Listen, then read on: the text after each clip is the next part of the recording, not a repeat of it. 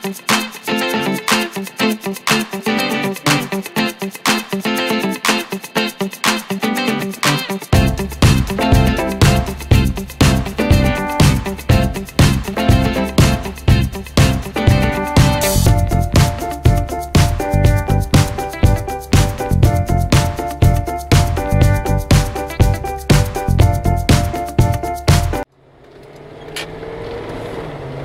hello everybody, this is DearMamaSal, and it's Wednesday morning, a beautiful Wednesday morning. A little bit cooler, it's 16 degrees here in southern British Columbia, which would make it 61 in northern Washington State.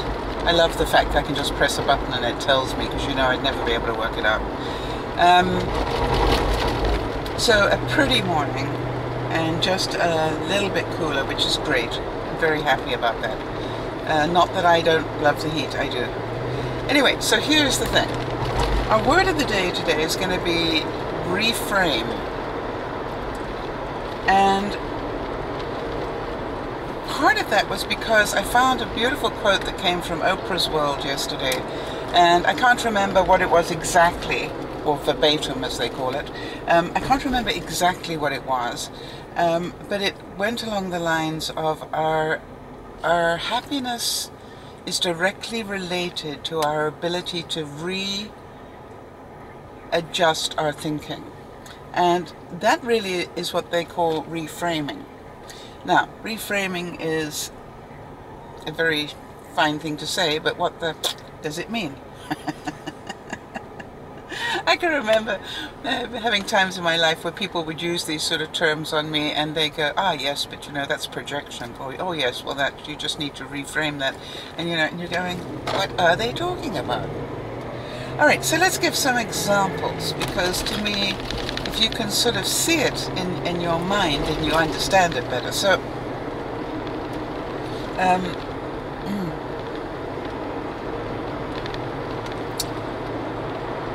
this morning, and I'm certain that some of you guys, some of the viewers will relate to this and others won't, but this morning I accidentally turned sideways and looked in the mirror. And I have a pretty big mirror in my bathroom. You know, it sort of gives me a pretty good shot of everything down to my leg area. And quite honestly, although it pains me greatly to say this, I look pregnant. I am so overweight, I look pregnant. Now, I don't know if any of you relate to this, and if so, I guess my heart bleeds for you, but there's the other side of you. For those of you who are going, yuck, how could you do that to yourself? Very good question. But we'll talk about that. So now immediately, because that's the way I've trained my mind, immediately I reframe it. Because I do not want to start my day beating up on myself. And so what I did was I said immediately, yes, Sal, but you gave up smoking just 500 days ago. And you compensated with sugar, amongst other things. Now, obviously, I feel a lot better about myself the moment I remind myself that I have given up smoking and I don't smoke anymore. And this is the price I paid. Do I think I'm healthier for it all? I'm not sure. Yeah. I'd like to think so, but I'm not really sure, quite honestly. But as soon as I reframed, guess what? Because I don't live in Disneyland, because I actually do deal in reality a lot of the time, my realistic mind went, yes, Sal. Sure, good job. But you're still so overweight that you look pregnant. And is that how you want to look? And the answer to that obviously is absolutely not. So then my mind asks me, well, what are you going to do about it? What do you need to do about it? Well, I know the answer to that. Reduce sugar, if not cut it out, and do some exercise, right? I know that. The same as I knew how to give up smoking. But it took me 65 years to do it. 65 and a half almost. Well, no, I didn't start smoking when I was born, let's be honest. So therefore it took me 55 years. No, I didn't. 50 years to do it. Anyway, so the reframing process kept going on in my head, and then I end up with, okay, I'm proud of the fact I gave up smoking. Yes, I put on weight. Yes, I am overweight and look pregnant. And yes, I know the answer, which is get off your butt and go and do some exercise, right? So I've got reframing done to that extent, and I'm not beating up on myself now. I'm just in reality thinking. I'm not feeling guilty. I'm just going into reality now. And then as fast as I come to that point, then my mind reframes again, and it goes, yes, Sal, but you do a full day's work, and you come home, and you grab a coffee, and you start transferring video off your camera into the computer, and then you start on the emails and stuff like that. And as some of you might have seen, I actually think hit a record yesterday where I got all that done, the video edited and uploaded and onto YouTube and annotated, yes, when you put the little words in all over the place, and had it all done by 8:30. I mean, I want to tell you, that's unusual. Normally it takes me a lot longer than that. I for some reason was doing all the right things. Plus, whilst I was doing that, in all the times it was uploading and doing stuff, I was busy answering the emails that had come in, and getting to the comments that were on the video. And so basically by 8:30 I had done what I needed to do. I think I made a comment. I did make a comment on Facebook which said, "Yay, now it's time for me." And I loved it because dear Nana, bless her heart, she sent me back a note and said, put the laptop away and you deserve some sleep. And intellectually, absolutely right. We all know that. Nana is 100% right. That is exactly what I need to do.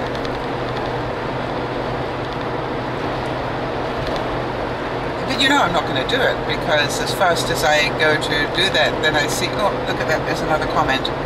And I know how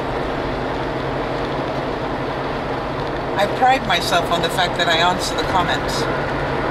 And sometimes when we have, as you know, when we have a big influx of people, it gets difficult to answer them all on the same day. But on the whole, I managed to do that. And I love doing that. And I love the fact that some people are really surprised that I do that. And I'm sure that as we grow, I won't be able to do it, but as long as I can, I will. So anyway, so the truth is that what it did, I still ended up with the same reality. The reality is I am horribly overweight. I was trying to think, what weight should I be? And I'm certain if I did, went to the website that will depress me forever, and found out what's the ideal weight for somebody of my height, at this age, they'd probably say about 100 pounds less than I weigh right now. Yeah, not 20, not 30 or 40, not 50. I'm pretty sure it would be 100 pounds less than I am now.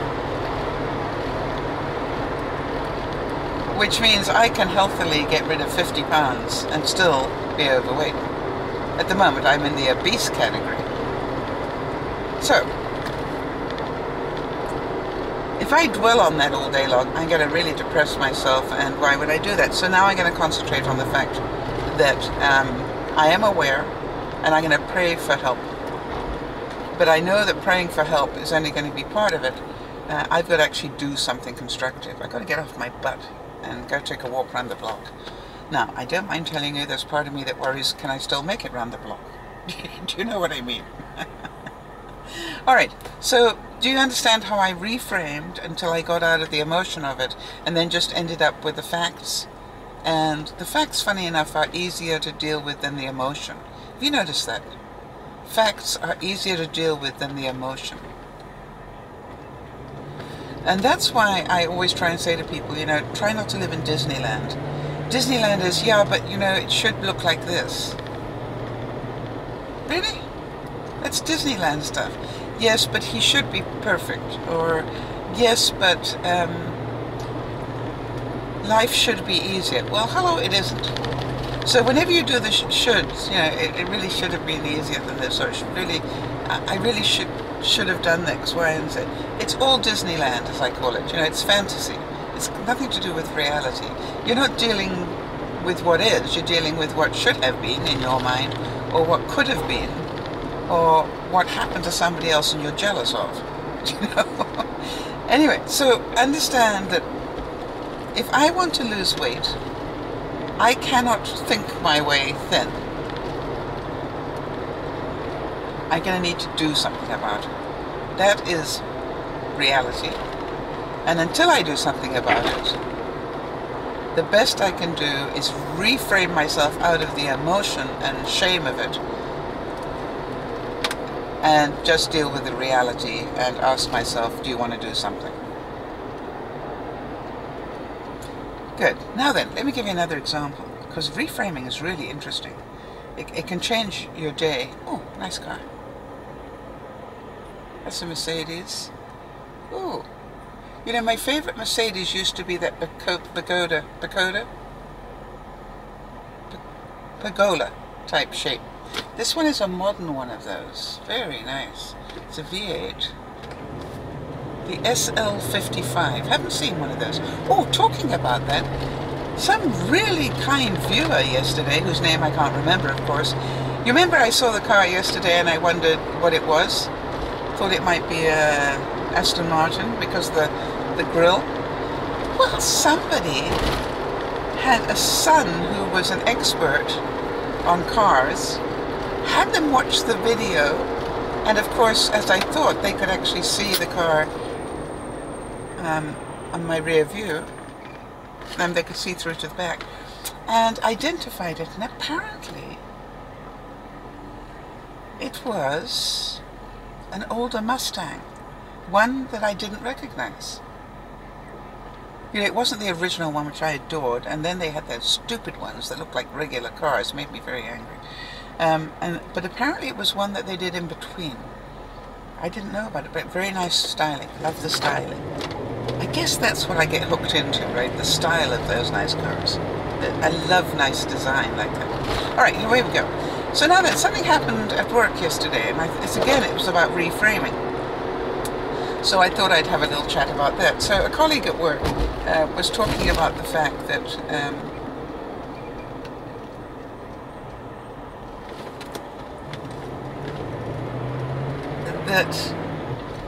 she had paid for the children's summer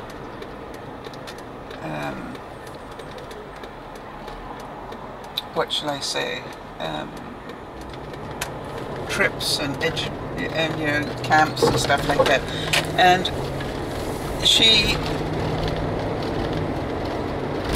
did was she paid for it on her credit card, and now her ex was responsible for half the costs, and she was very upset because he hadn't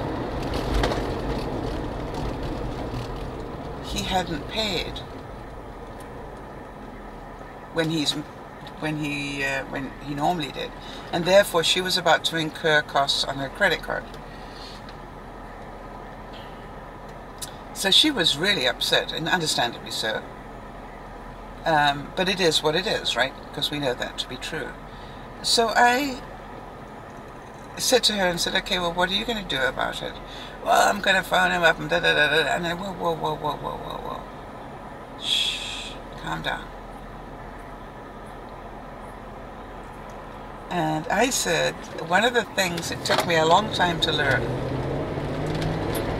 that is probably one of the greatest tools I have, is you can't do this out of anger. The other thing I know is if you give somebody a choice, it is their choice, therefore you are not to blame. And she sort of looked at me a little bit strangely and said, what? And I understood that. And I said, okay, let me give you an example. What if you phone him up or send him an email, whichever way you want to do it. And I said, and just say to him, hey, this is the total amount of, you know, what it costs for the summer stuff for the children.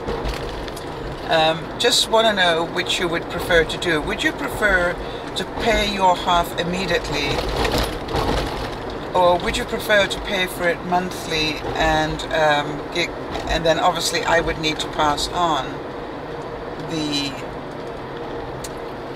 interest on it, because if we pay it off monthly and if you're late, I'm going to need to add interest because I will be incurring interest on my side.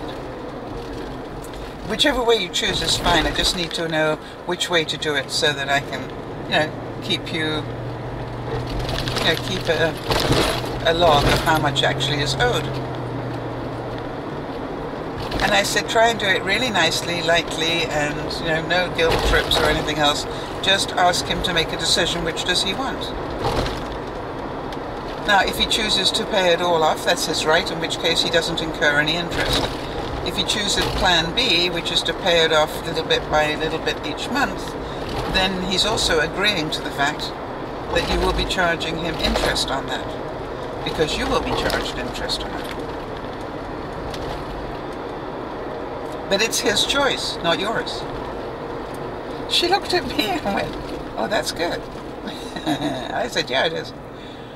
And you know, her whole spirit lifted. Her whole spirit just lifted. It just makes so much sense. And I said, yeah. Two things happen. Number one is, you don't have to be confrontational. And part of the reason you're so angry is because you know it's going to be confrontational. And he knows how to jerk your chain. It's just to, you know, stop the money flow or whatever. And I said, but, you know, this is about consequences. And I think when you deal with reality with people, they sort of get it. And I said, you know, somehow we have to learn how to stop people from jerking our chain. You know, I've got people in my life that still do it, you know that. But part of it is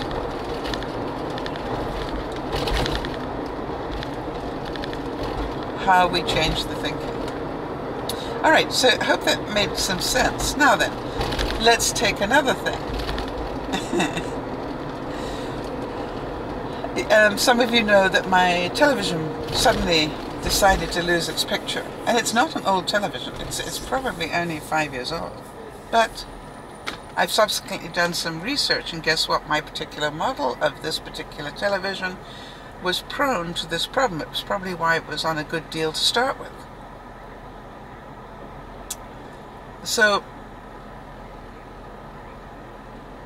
now there's part of me that says, I guess I could write to the manufacturer and say, hey, I've got one of these televisions, I haven't had it very long, it's probably 5 years old, and there is no picture, and I've seen the research, and apparently there was a problem.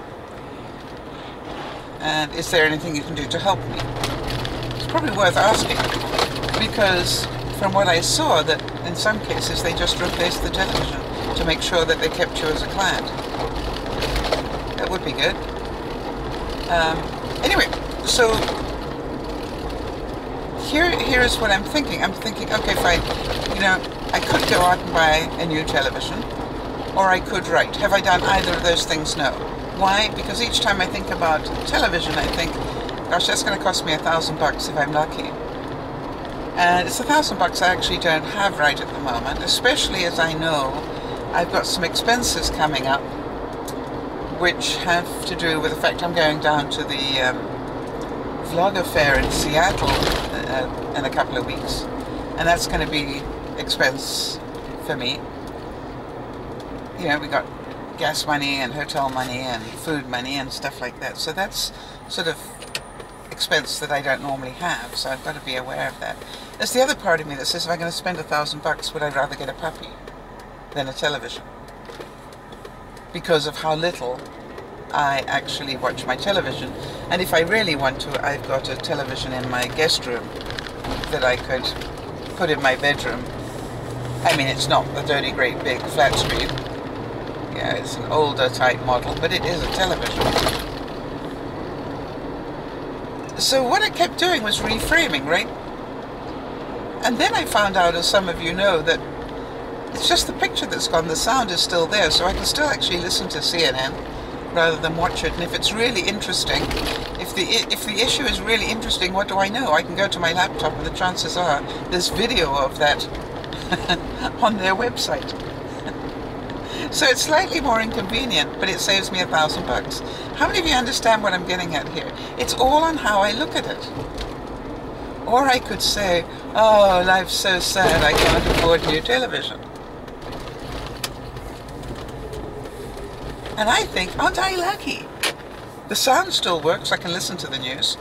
And I have an internet service and the technology to be able to see most of what's going on around the world if I want to. It's just a little bit more inconvenient, but I can see it. And for that I am grateful, and that's reframing my mind. Hope that makes sense to some of you, and if any of you have got any things that you notice that you have reframed, please give us some examples so that other people can get. The more examples we have, hopefully the more people will understand that it's possible to do. For example, for those of you who actually managed to get out of the door and exercise, I'm pretty sure that when you started, you had to reframe your mind. I'm going to need some of those tricks, please. I want to know, what did you say to yourself? Because I can say to myself, I really need to just go out and walk. And immediately you'll be amazed what my mind says. You know? Yeah, but you've got to upload the video. That is not helping me at all, is it? This is Dear Mama Sal laughing at herself yet again and reminding you I'm not perfect. Have a great day, everybody. Reframe. Let me know how you reframe. Bye-bye for now.